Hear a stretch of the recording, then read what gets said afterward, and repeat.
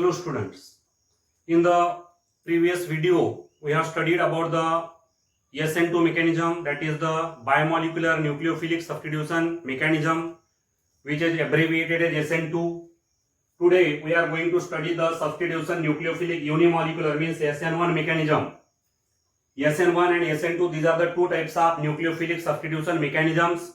Already we have studied about the SN2 mechanism. Now we are going to study about the SN1 mechanism, that is the substitution nucleophilic unimolecular. The typical example of this reaction is SN1 reaction is the reaction between tertiary butyl bromide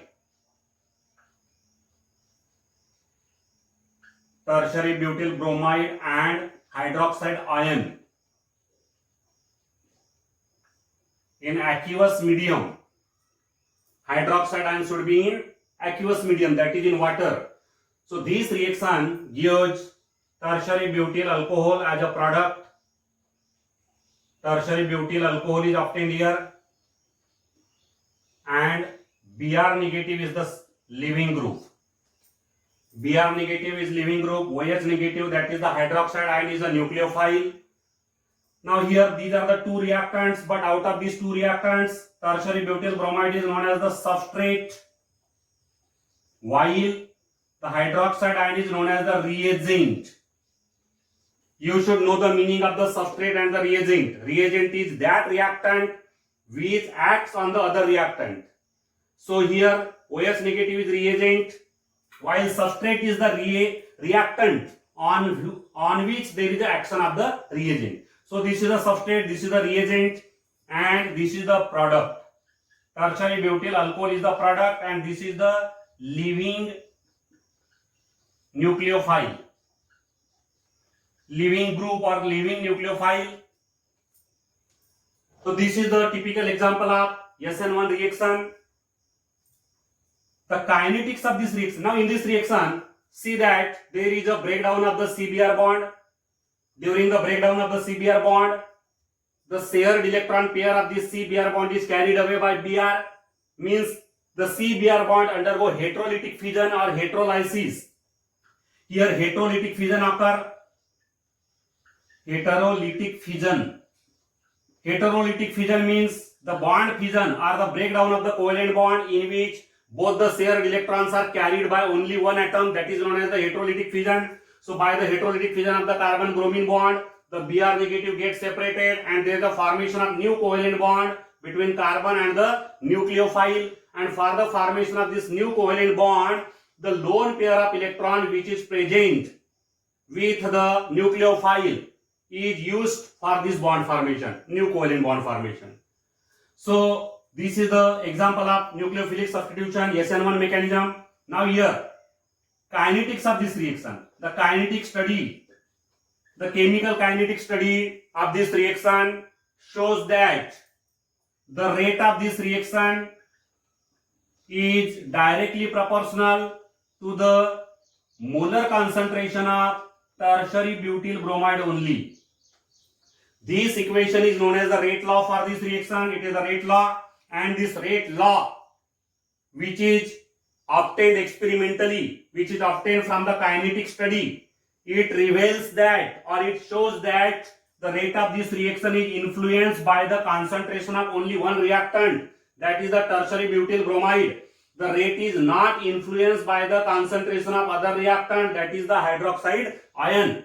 The rate doesn't depend on the concentration of hydroxide ion. The rate of this reaction depends only on the concentration of tertiary butyl bromide.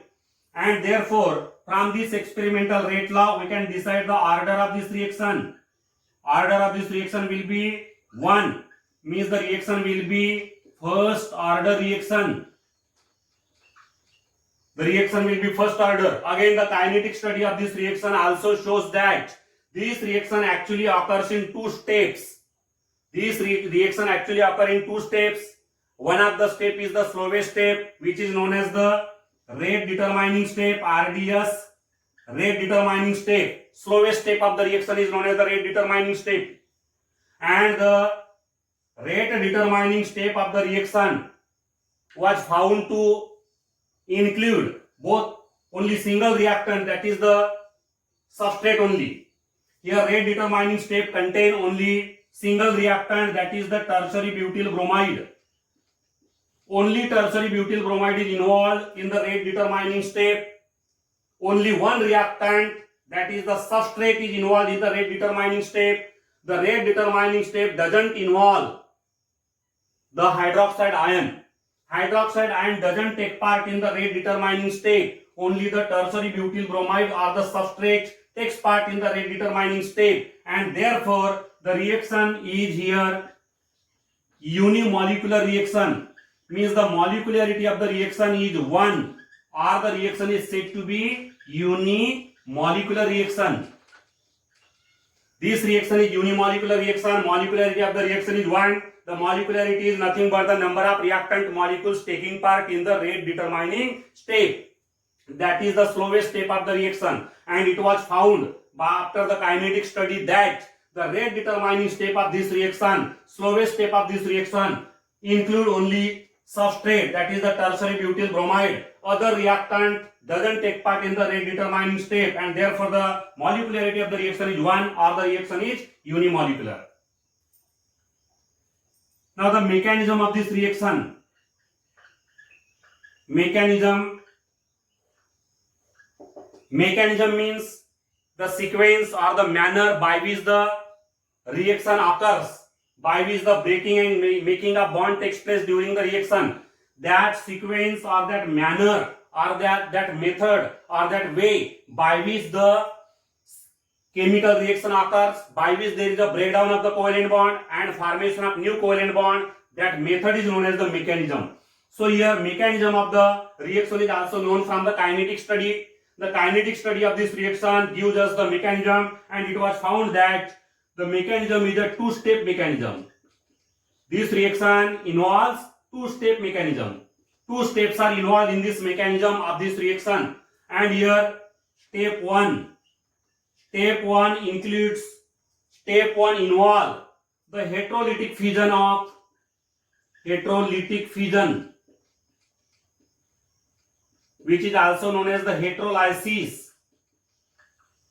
heterolysis of C-Br bond, carbon Br bond, to give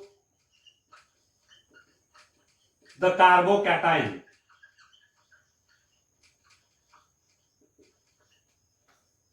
Step number 1 involves the heterolytic fission or heterolysis of the carbon-bromine bond. This carbon-bromine bond undergo heterolytic fission, means during the breakdown of this covalent bond, both the shared electrons are carried away by only Br.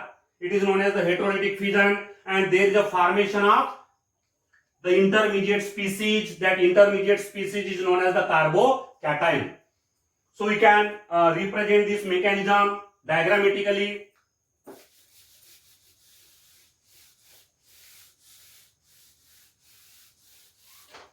The mechanism is represented in this way.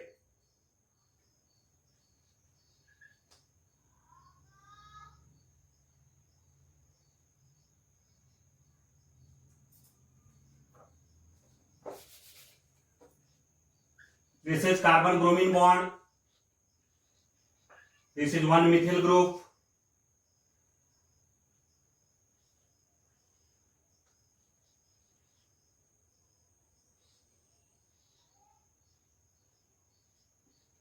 This is the third methyl group. So this is the tertiary butyl bromide having a tetrahedral structure. In this tetrahedral structure, these two bonds are in the same plane. These two bonds are in the same plane. This bond is behind this plane, and this bond is in front of the plane. This is in front of the plane. This bond is behind the plane, and these two bonds are in the same plane. So here, this step number 1 involves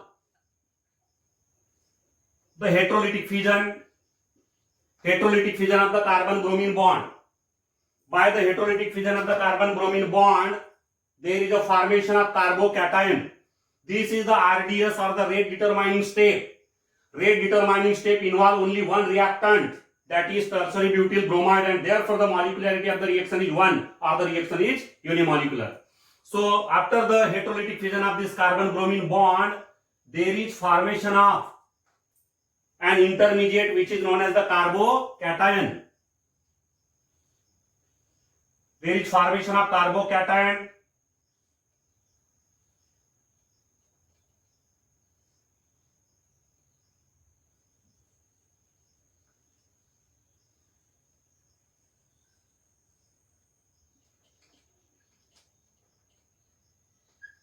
This is the carbocation which is formed by the heterolytic fission. This carbon-bromine bond undergo heterolytic fission. Both the shared electrons between carbon and bromine are carried away by Br, and therefore the carbon atom gets the positive charge, while the Br, that is the leaving group, carries away both the shared electrons, and therefore it acquires the negative charge. Means in the form of bromide ion, it leaves or it gets separated, and there is the formation of the carbocation. So this is the carbocation which is formed in the step number 1. This is the step number 1. After the formation of carbocation, which is an intermediate, now the step number 2 occurs. In the step number 2, in step 2, the nucleophile, that is the OH negative, nucleophile OH negative attacks on the carbocation. In the carbocation, the central carbon, positively charged carbon, is the electrophilic center. It is the electrophilic center, electron deficient center. So nucleophile attack on this carbon atom. But here this carbocation has a symmetrical structure.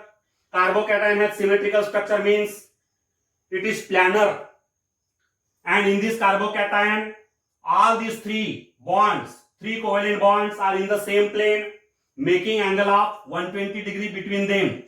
This is 120, this angle is also 120 degree, and this angle is also 120 degree. Means the carbocation has a symmetrical trigonal planar structure. Trigonal planar structure, symmetrical structure, and because of this symmetrical structure, in the step number 2, in step 2, the nucleophile OH negative can attack.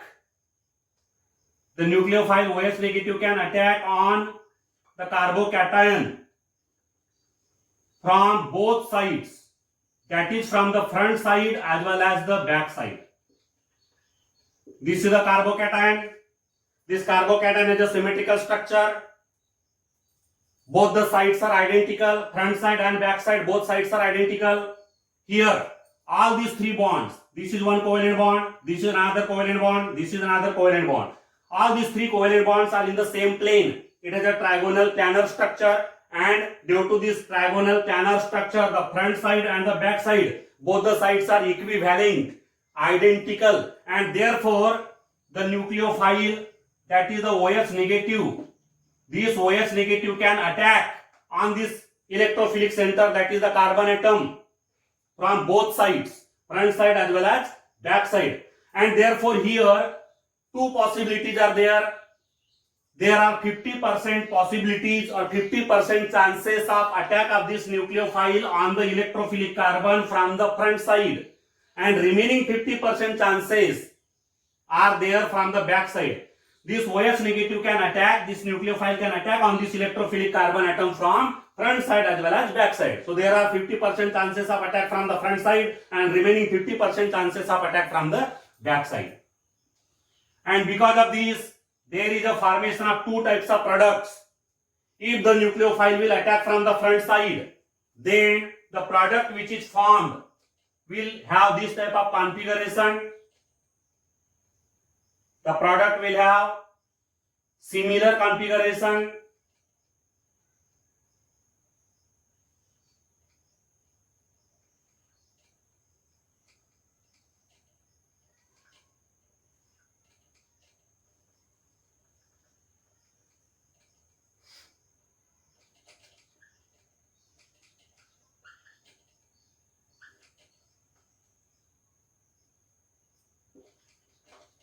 This is one product which is formed when there is an attack of this nucleophile from the front side, and remaining 50% chances are there in which the nucleophile will attack from the back side. And when the nucleophile will attack from the back side, then there is formation of another product having the configuration which is opposite to this configuration.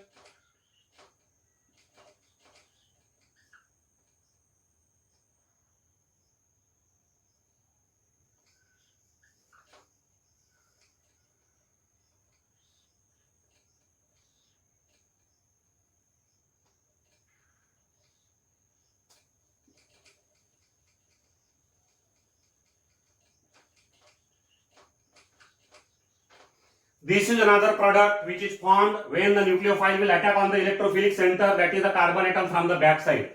So front side attack, here front side attack, and here back side attack. Both the attacks are possible here.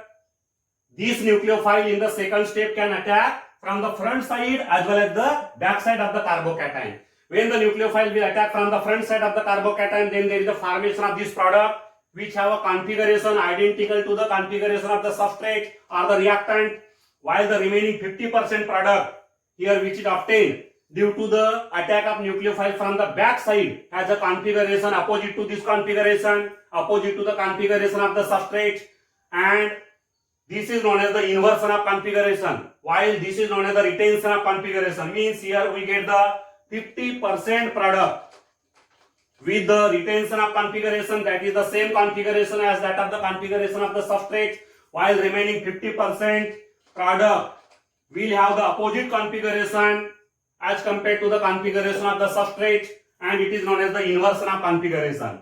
It is the inversion of configuration, and it is the retention of configuration.